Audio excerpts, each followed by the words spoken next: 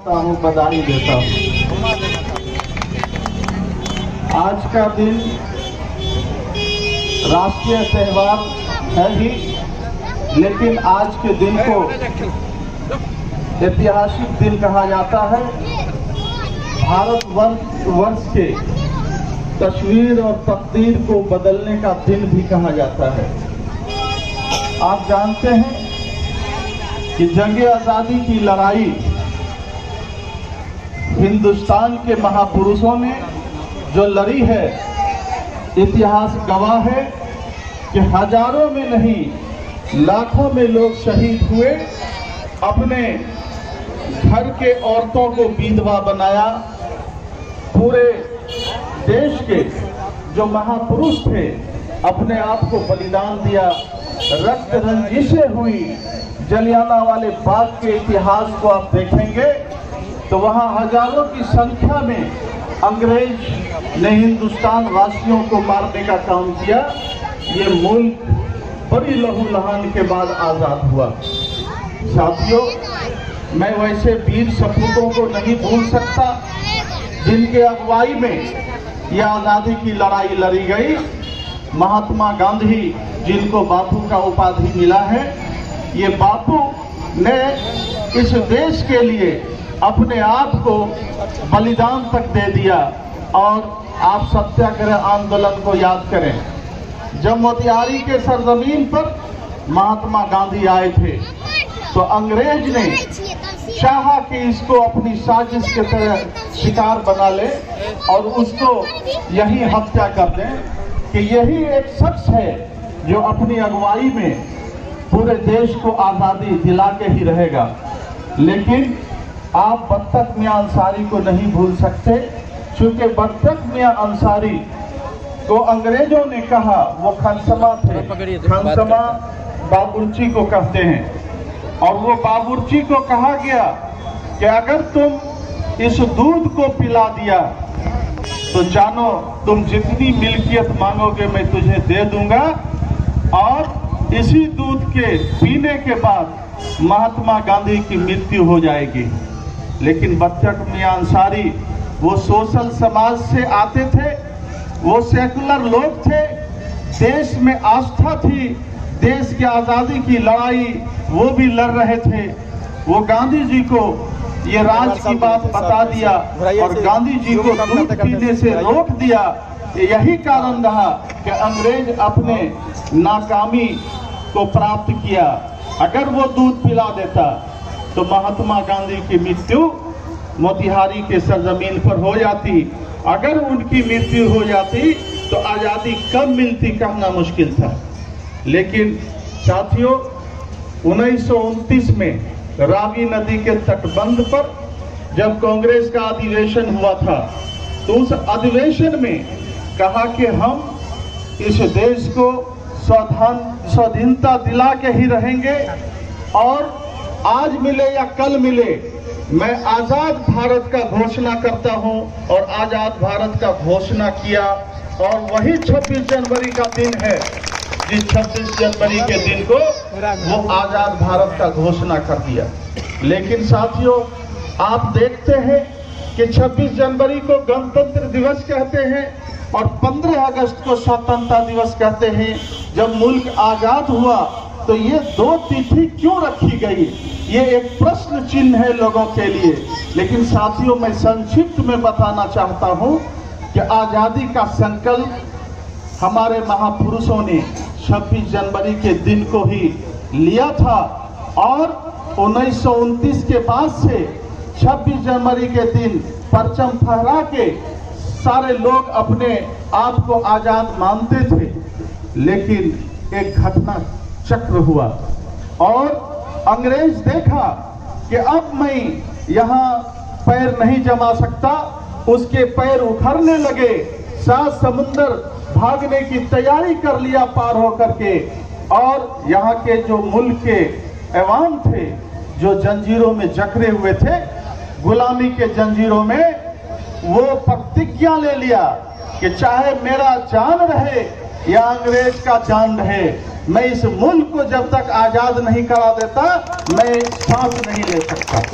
और मुल्क के आज़ादी के चलते जब भागने की तैयारी अंग्रेज की हुई तो अंग्रेज घोषणा करता है यही 15 अगस्त 1947 को कि मैं इस मुल्क को छोड़ करके जा रहा हूं। आप भारतवासी, भारत के एवं भारत की जनता, आप आज से आजाद हो रहे हैं, स्वतंत्र हो रहे हैं। इसलिए 15 अगस्त 1947 को आपकी आजादी की घोषणा हुई और आप आजाद हुए। आपको जब संप्रभुता मिला तो संप्रभुता मिलने के बाद एक सोच बनी कि ये मुल्क किस सिस्टम से चलेगा, ये मुल्क को चलाने का क्या जाब्ता और राब्ता रहा होगा, किस संविधान के तहत चलेगी। क्योंकि वो संविधान वो अंग्रेजों का संविधान था। एक कमेटी बनी डॉक्टर भीमराव अंबेडकर जी के नेतृत्व में।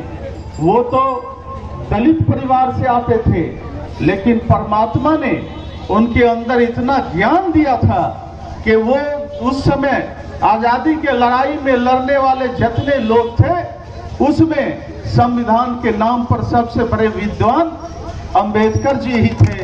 और अंबेडकर जी को अध्यक्षता करने का मौका मिला और वो अपने नेतृत्व में एक शिष्टमंडल बनी और शिष्टमंडल का अध्यक्ष अंबेडकर जी को बनाया गया और अंबेडकर जी संविधान को लिख दिया। आप राजेंद्र बाबू को नहीं भूल सकते जो प्रथम राष्ट्रपति बने। उनके बारे में एक लाइन में बताना चाहता हूं कि डॉक्टर राजेंद्र प्रसाद की जो इब्तदाई तालीम थी, पहली शिक्षा थी, वो पहली शिक्षा मदरसा और चटाई पर से थी।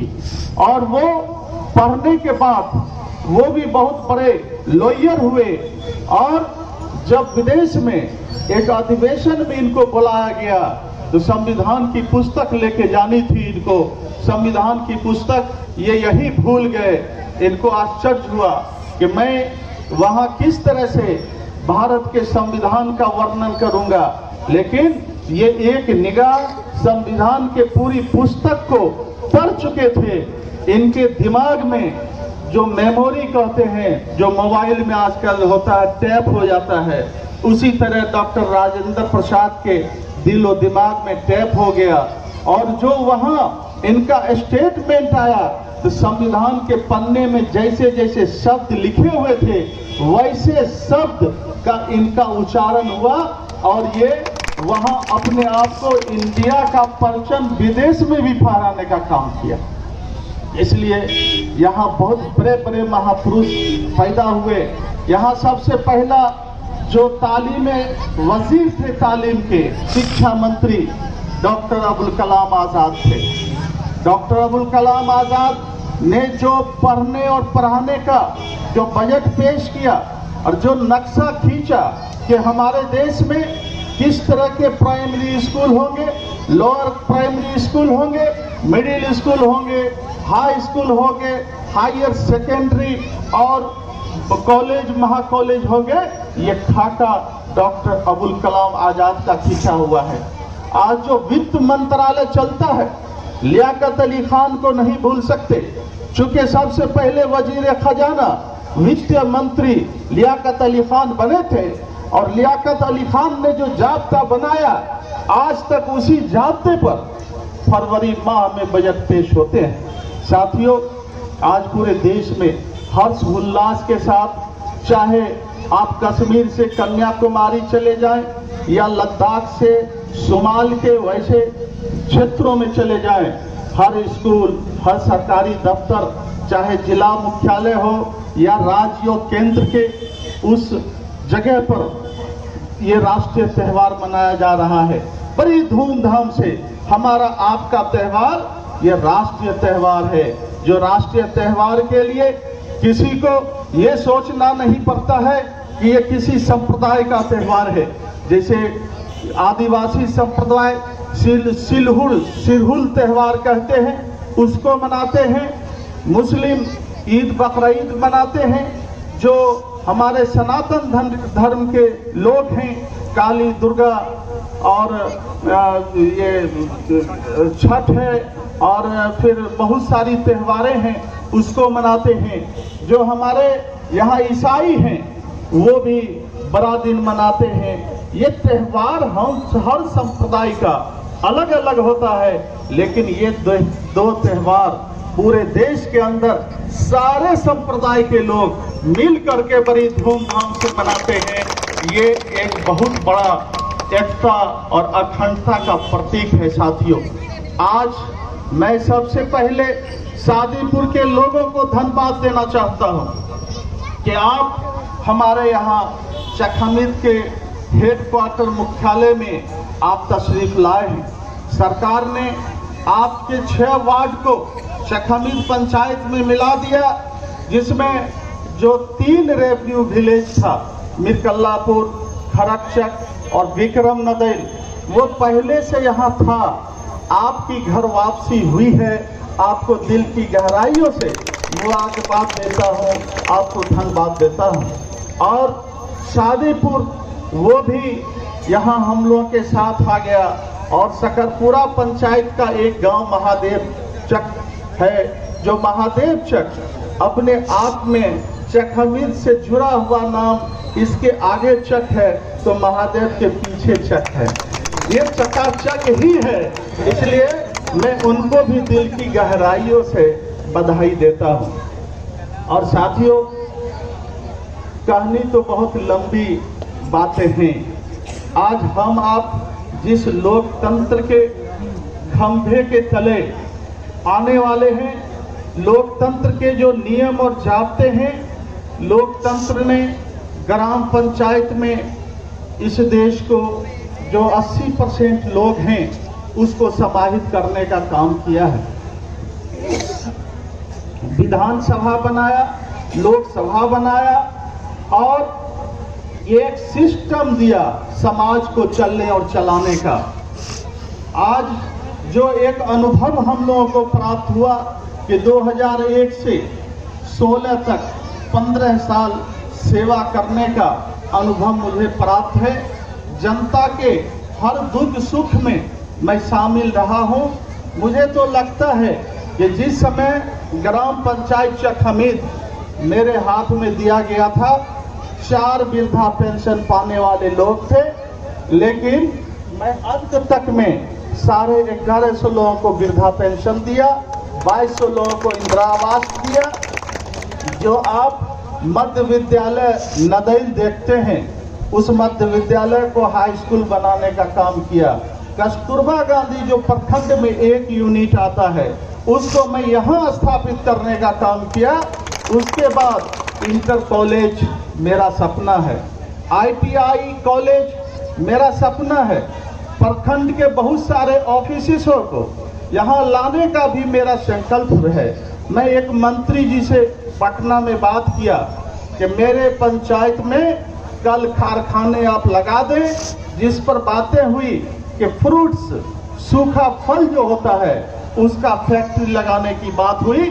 उसमें मेरा पहल हो रहा है कि अगर यहाँ फैक्ट्री लगती है तो हमारे पंचायत के 2000 लोग उस फैक्ट्री में काम करेंगे। एक बेरोजगारी की जो समस्याएं हैं वो समस्याएं दूर होगी।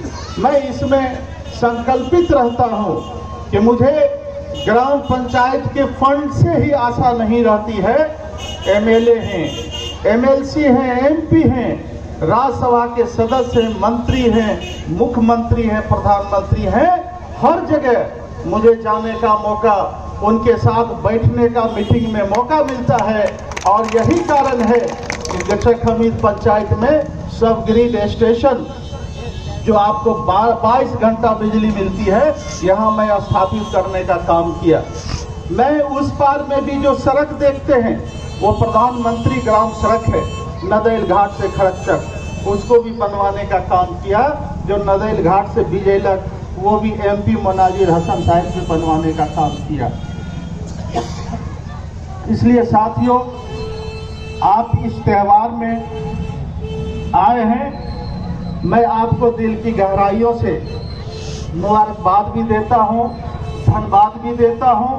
और आने वाले दिन में आप लोगों का विश्वास मेरे ऊपर रहा तो मैं आप लोगों के लिए वचनबद्ध हूँ, संकल्पित हूँ कि 24 घंटा सेवा आप लोगों को देता रहूँगा। जो कार्य होगा वो कार्य में कहीं कमी नहीं होगी, क्योंकि अनुभव ही सबसे बड़ी पूंजी होती है और शिक्षा सबसे बड़ी पूंजी होती है। यहाँ पर हमारे बहुत सारे शिक्षित लोग बैठे हुए हैं, सुन रहे हैं कि जो दूसरा क्लास का भी मुंह नहीं देखे वो सेवा करने के लिए आ गए। आपके बीच उम्मीदवार बन करके जाएंगे, वो दूसरा क्लास भी पूछिएगा तो कहेंगे नहीं पढ़े हैं। अरे आप जब पढ़े ही नहीं तो आप सेवा कैसे कीजिएगा? वो सेवा करने के लिए शिक्षा जरूरी है। आपको मालूम होगा नंदकिशोर सदा जी के बगल में कॉलेज है, रामपुर कॉलेज। मैं 13 साल तक उस कॉलेज में सेवा दिया हूँ और BA MA करके उस कॉलेज को छोड़ा और आप लोगों के सेवा में शामिल हो गया। ये मेरा योगदान है और मैं चाहता हूँ कि शेख हमीद का नाम, इस पंचायत का नाम जहाँ तक स्टेट तक गया है इसको केंद्र तक ले जाऊं। इन्हीं चंद शब्दों के साथ मैं सारे आए हुए अतिथियों का दिल की गहराइयों से मुबारकबाद देते हुए अपनी बात को समाप्त करता हूं। जय हिंद।